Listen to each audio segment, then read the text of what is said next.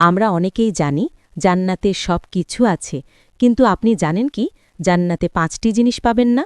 তো চলুন তা জানার আগে আল্লাহকে ভালোবেসে ভিডিওটিতে একটি লাইক এবং সাবস্ক্রাইব করুন।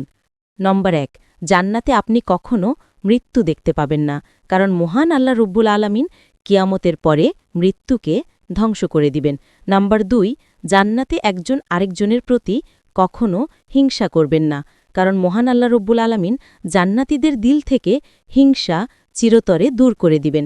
নাম্বার ৩, জান্নাতে কখনো জান্নাতবাসীদের ঘুম আসবে না, কারণ মহান আল্লাহ রব্বুল আলামিন জান্নাতীদের নিরঘুম করে দিবেন।